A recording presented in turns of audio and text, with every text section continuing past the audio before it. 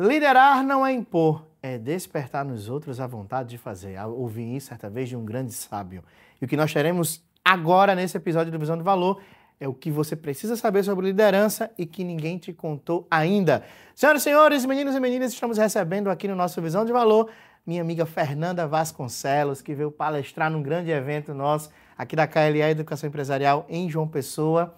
Eu disse, Fernanda, você tem que arrumar um espaço na sua agenda para bater esse papo conosco. Minha amiga, bem-vinda ao Visão de Valor. É um prazer estar aqui nesse programa maravilhoso com você e também João Pessoa. Sou apaixonada pelo Nordeste. Já comi meu cuscuz hoje de manhã, então, ó, tô animada. Bem, muito bem. E para quem nos assiste, quem é a Fernanda Vasconcelos?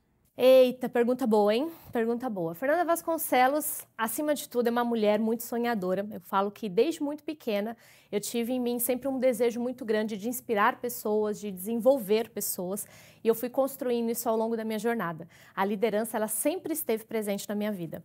Hoje, Alberto, eu consigo entender, obviamente que nessa época eu não tinha essa ideia toda da liderança, mas desde a adolescência que eu já desenvolvo a liderança. Durante a minha adolescência, eu trabalhei com muitos projetos sociais, então eu mobilizava grupos, mobilizava pessoas em prol de comunidades, em prol de atender, de repente, pessoas em situação de rua, dependentes químicos, enfim, vários projetos. E ali eu comecei a me apaixonar por essa arte de liderar. Eu digo que isso é uma arte, que a gente precisa estudar e lapidar a cada dia.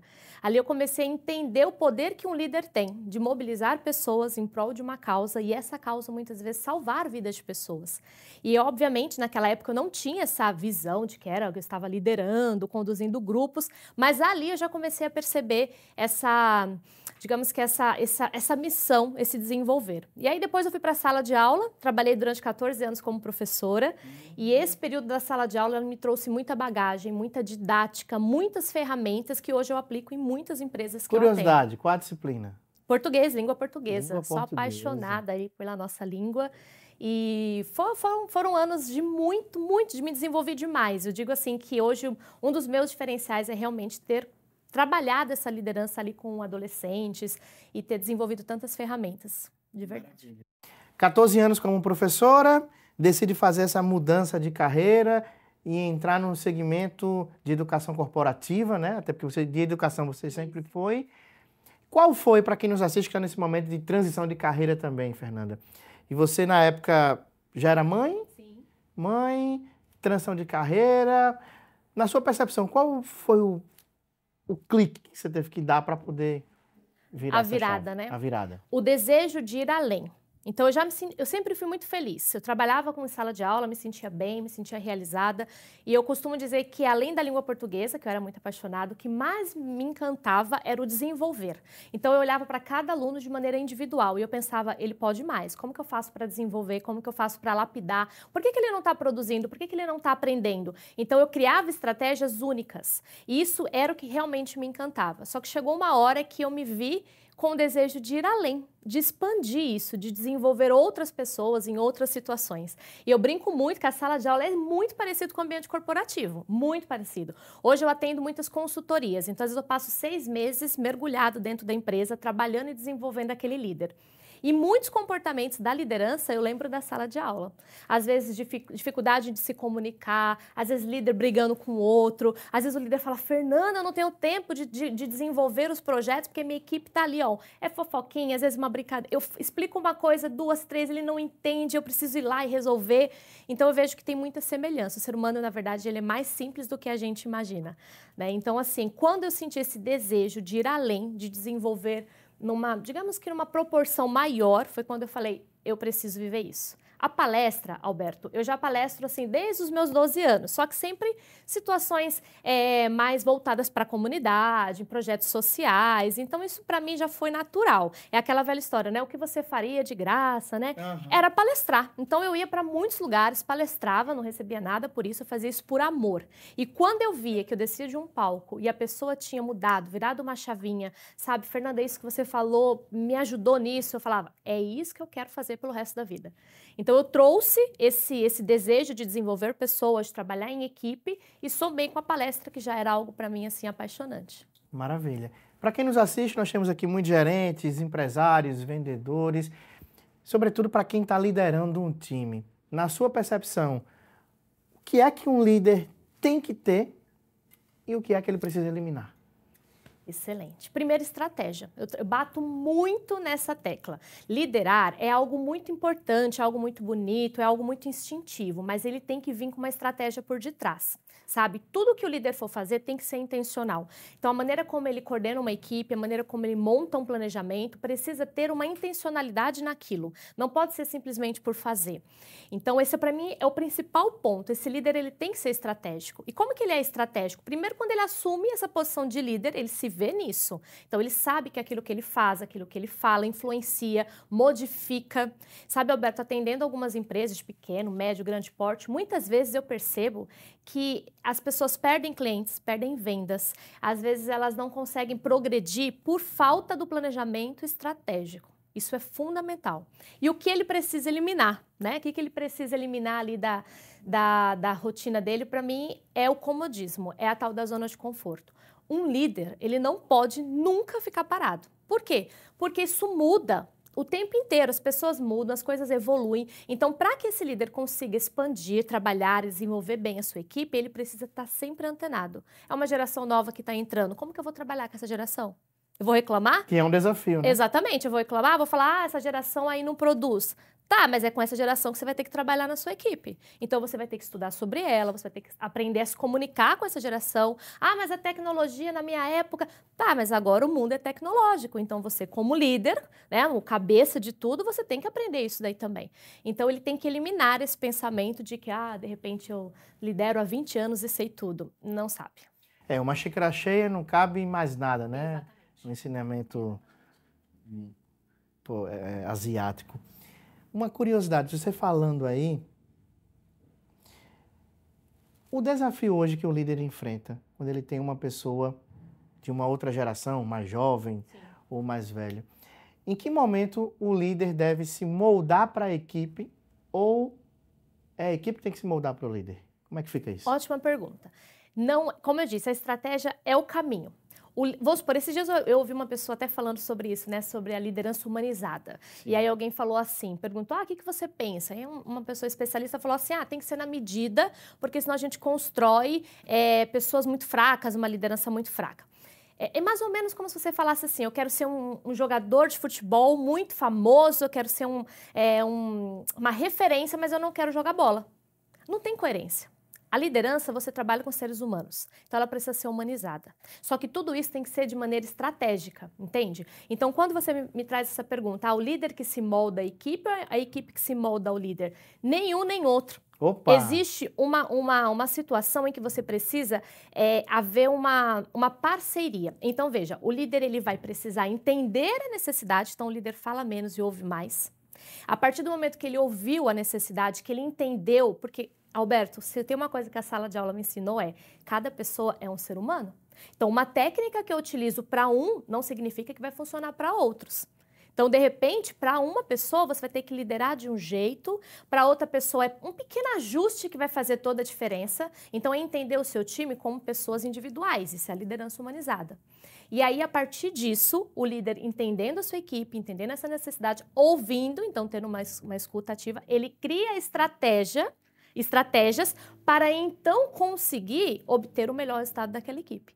Então, a equipe não tem que se moldar a um líder e nem o líder tem que se moldar à equipe. Existe uma relação de troca, de crescimento. Só que isso dá trabalho. E aí as pessoas às vezes não querem fazer. E trabalho dá trabalho, E trabalho né? dá trabalho. Por isso que o líder precisa tomar cuidado para ele não focar muito no operacional. Às vezes esse líder ele tem dificuldade e aí ele começa a fazer pelo colaborador. É mais fácil eu ir lá e resolver do que eu ensinar para o meu amigo aqui, para o Alberto, que está na minha equipe.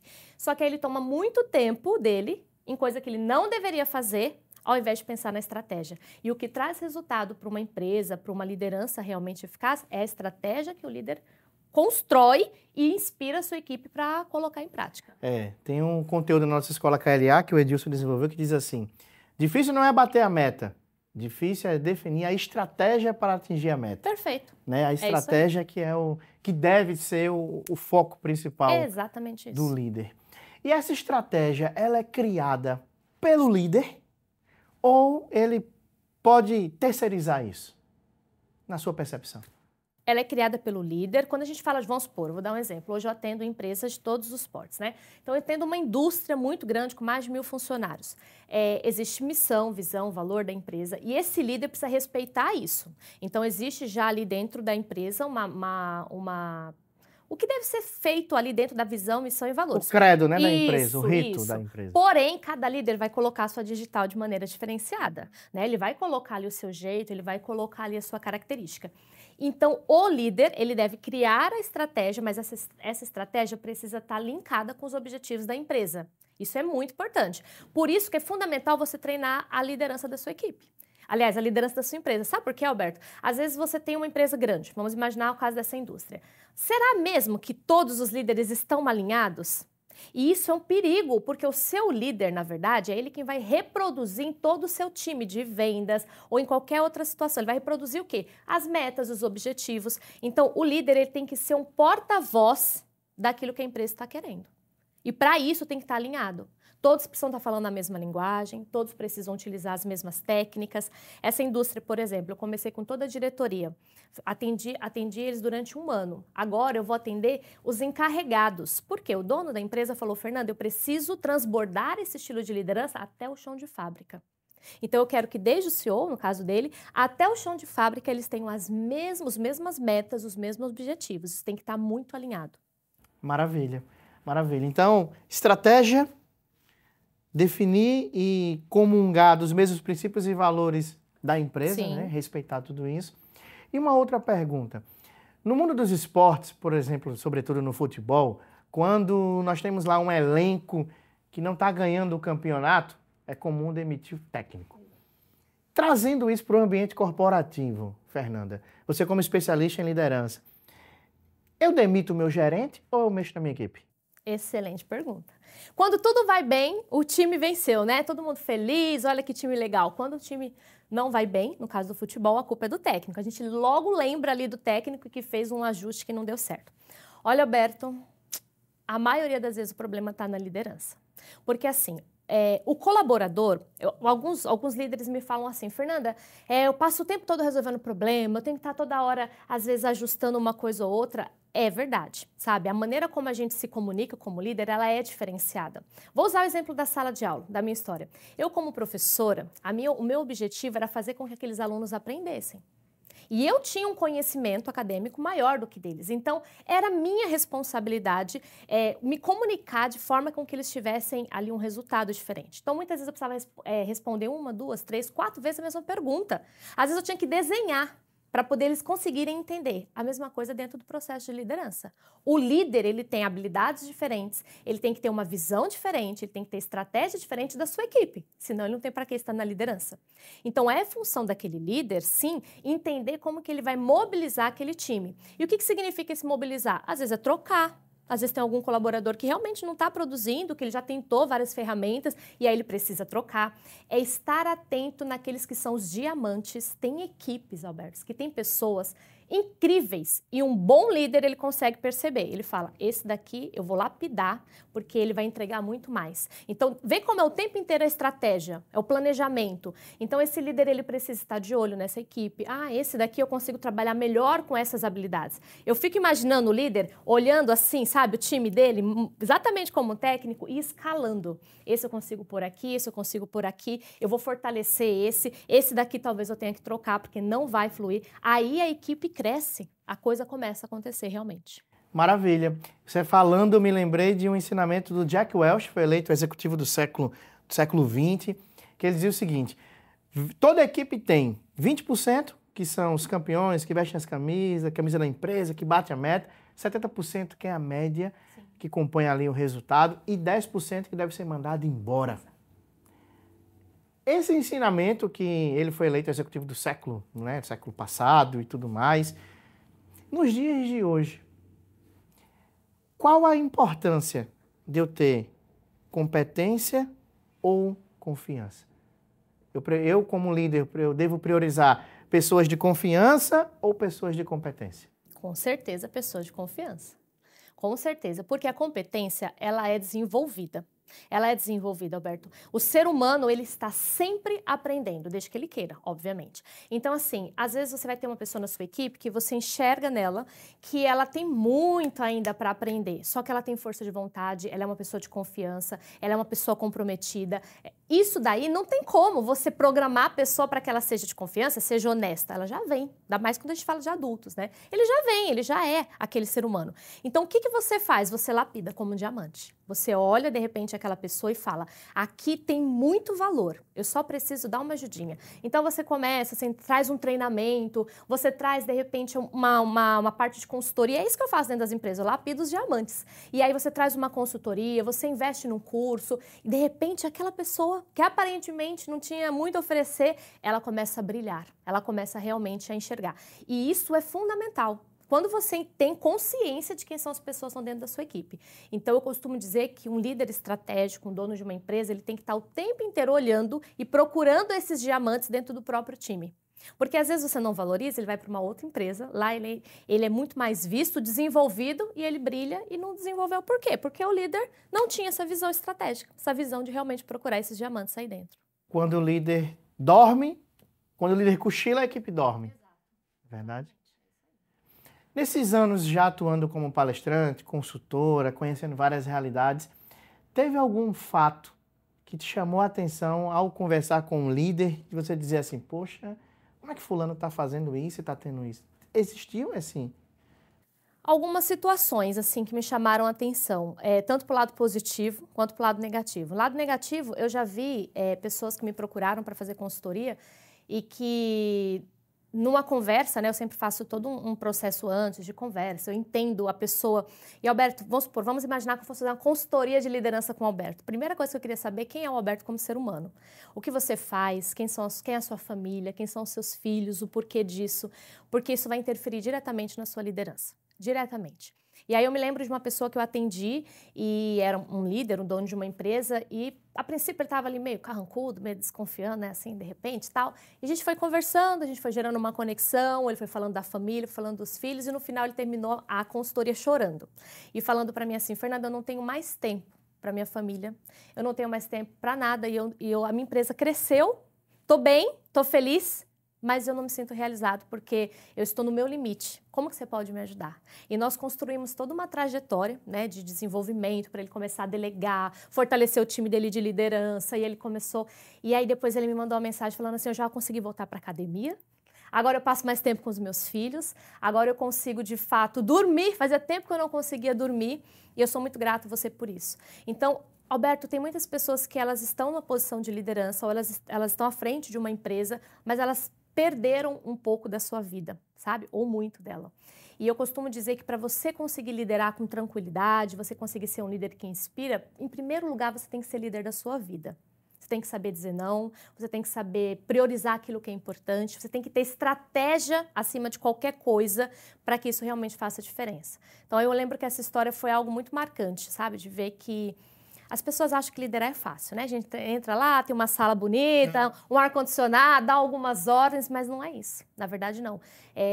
Vai muito além disso. Então, acho que esse desenvolver é muito importante. O líder sempre vai trabalhar mais que a equipe? Sempre vai. Ele vai trabalhar diferente. Isso é importante. O líder tem que entender, ele trabalha diferente da equipe, mas ele trabalha mais. Ele trabalha mais no planejamento, mais na estratégia. As habilidades são diferentes. Aí, quando você me perguntou sobre essa questão das habilidades, as habilidades que um líder tem, ela é diferente da pessoa que está no operacional. Um gestor, o dono de uma empresa, ele tem que ter habilidades diferentes. Então, o líder ele vai trabalhar de maneira diferenciada, mas ele trabalha bem mais, com toda certeza. O papo está muito bom, passaremos aqui mais tempo conversando, mas tem uma pergunta que eu acredito que deve ser a curiosidade de alguns que nos assistem. Acabei de ser promovido, eu era o principal vendedor da minha empresa e me tornei agora o gerente. E eu estou com uma dificuldade de relacionamento com os meus colegas, que eram os meus pares e que hoje são os meus liderados. Como eu resolvo isso, Fernanda? É simples? É bem comum de acontecer. Não é simples. E é um processo, inclusive, difícil. Eu já trabalhei isso em algumas empresas. Por quê? É muito comum. né? Que você está ali trabalhando e de repente você se destaca e você então é promovido. A primeira coisa que esse líder precisa entender é que as habilidades que ele tinha no operacional muitas vezes não vai funcionar na liderança. Então ele precisa ser lapidado, ele precisa se tornar um líder, se ver nessa posição, porque, Alberto, é muito comum, às vezes o líder assume a posição de líder, mas ele não consegue se ver, ele fica com medo. E agora, como é que vai ser? Porque ele era o meu colega, como que eu vou cobrar? E aí, primeira coisa é isso, ele começa a mostrar uma liderança ali mais frágil e ele começa a ter alguns conflitos. Depois, a liderança, ela é um pouco solitária. Então, assim, às vezes, quando você assume essa posição de liderança e você passa a ter novas responsabilidades, algumas coisas precisam ser ajustadas. Vou dar um exemplo de um fato que aconteceu. Eu estava atendendo uma pessoa que estava justamente nesse cenário e ela falou assim, Fê, eu não posso mais almoçar com a minha equipe, porque eles falam coisas que eu não deveria estar ouvindo, porque se eu ouço, eu preciso levar agora para a diretoria, porque eu estou numa posição de liderança. Então, eu comecei a deixar de ir em alguns lugares, de passar em algumas situações, mas eu estou com medo de parecer que, de repente, né, agora eu estou com o nariz empinado e tal. Eu falei assim, uma conversa franca numa situação é o melhor caminho. A amizade pode permanecer, você pode manter essas relações lá fora, mas agora, como posição de líder, alguns cuidados você realmente precisa ter. E aí, ela até comentou, mas é muito solitário. Eu falei, é solitário, mas você tem que encontrar agora um grupo de líderes, onde vocês ali vão poder trocar ideias, se fortalecer, mas é um trabalho de transformação. Eu vou contar uma história aqui que eu acho que vai ilustrar bem. Eu fui trabalhar, fazer um treinamento numa empresa, desenvolver lá um treinamento de 2 dias, e uma moça, eu não sabia da história, Tatiane, o nome dela, ela tinha justamente vivido isso, saiu do operacional, foi para o cargo de liderança. Quando chegou no cargo de liderança, ela falou, cai do cavalo, porque eu achei que seria muito mais fácil e, de repente, comecei a lidar com um monte de situações que eu não sabia. E ela pediu demissão, procurou a chefe dela e falou, olha, não sirvo para isso, não vou conseguir fazer um trabalho meia boca e eu quero sair. E aí a chefe falou assim, olha, eu quero que você vá para casa, que você se acalme, respira. Amanhã você vem para o treinamento da Fernanda e após o treinamento a gente conversa. E ela foi. 2 dias depois, ela procurou a chefe e falou assim, agora eu entendi. No treinamento eu já entendi que eu preciso estudar, que eu preciso lapidar, que eu vou conseguir dar conta. E ela, então, começou uma pós-graduação em gestão e liderança. Ela colocou esse depoimento no LinkedIn, me marcou, me procurou depois. E hoje, Alberto, ela é uma das maiores líderes daquela empresa. O que isso nos ensina? Que cada responsabilidade que você assume exige novo conhecimento. Novas habilidades você tem que desenvolver. Então, se a pessoa saiu do operacional e assumiu uma posição de líder, ela precisa ser preparada para aquela posição. Alguns vão procurar isso de maneira instintiva, vão buscar um treinamento, outros a empresa precisa preparar. Então, não tem como você querer que seu time de líderes tenha uma alta performance se você não dá condições para que ele se desenvolva, para que ele treine, para que ele aprenda, para que ele realmente consiga adquirir essas novas habilidades tão necessárias. Que aula! Que aula, senhoras e senhores! Que conteúdo muito rico. Minha amiga Fernanda, uma última pergunta. Imagine que nós temos aqui uma máquina do tempo. Nós vamos entrar agora nessa máquina e voltarmos a 15 anos atrás e encontrássemos aquela Fernanda mais jovem. O que você falaria para ela? Eu falaria para essa Fernanda continuar acreditando na Fernanda que existia na infância. Eu conto essa história, Alberto, que quando eu era criança, eu era muito sonhadora. Nossa, eu sonhava assim com o impossível. Eu venho de uma família muito humilde. Durante a minha infância eu tive muitos problemas. Meu pai tinha uma questão do alcoolismo. Então eu vivia um cenário muito difícil. E esse cenário, ele me forçava a pensar muito no imaginário. O que pode ser se eu conseguir isso, se eu conquistar isso? E o meu sonho era ser atriz. Era meu maior sonho. E eu falei para minha mãe que eu queria ser atriz, minha mãe me levou numa agência e quando eu cheguei naquela agência foi um fiasco, Alberto, um fiasco. Primeiro porque assim, eu não tinha nenhuma das condições daquelas meninas, sabe, como a gente era uma família bem pobre, então eu não tinha estudado idiomas, eu não tinha feito aulas especiais.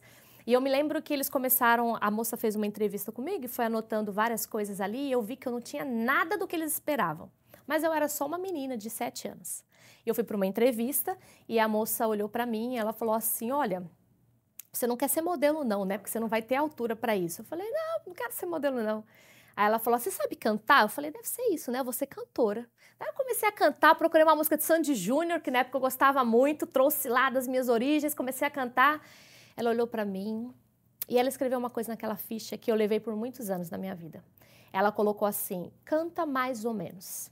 Aquela palavrinha mais ou menos fez toda a diferença na minha cabeça. Porque quando eu saí dali, daquela agência, eu entendi que eu era uma garota mais ou menos. Eu não era tão ruim, mas também eu não tinha todas as habilidades para ser uma atriz ou nem para uma cantora.